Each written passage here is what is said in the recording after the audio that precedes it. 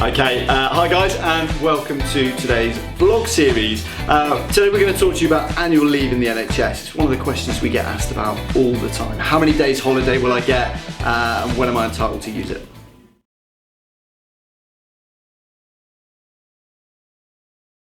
Okay, so the first point to clarify is the number of days of annual leave that you'll get each and every year that you work for the NHS. So upon appointment, you'll have 27 days of annual leave, along with 8 public holidays, or as they're known here, bank holidays. Once you've been with the NHS for 5 years, you'll then have that increase to 29 days of annual leave, along with the usual 8 public holidays. Once you've been with the NHS for 10 years, you'll rather generously be given up to 33 days of annual leave, along with the usual 8 public holidays.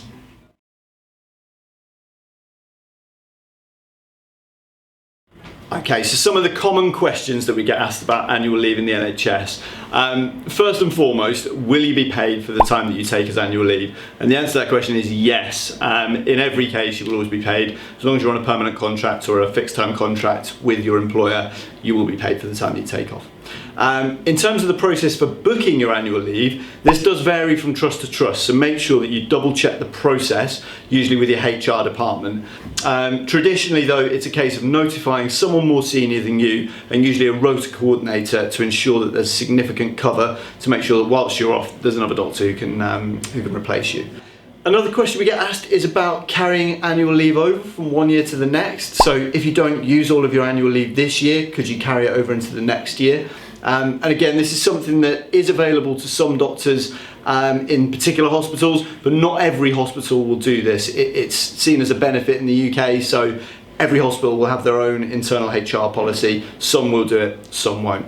The final point that we often get asked is about booking annual leave before you actually start your job. Obviously some of you may plan to travel to the UK and then perhaps return home to collect more things or to come back with your family or whatever it might be. If that's the case, no problem at all, but notify your employer as soon as possible. Give them as much advance notice that they can find cover for the time that you need to take off. Okay, so hopefully that's been of some use to you in clarifying some of the points and some of the common questions that we get asked about annual leave in the NHS. Of course, in order to take annual leave in the NHS, you'll need to have a job in the NHS, and that's where we're here to help. So if you've got any questions or queries about your relocation, or you wanted to send us your CV and find out about some of the current jobs that we're working on, then please do get in touch. As always, we'll put the contact details up at the end of the video.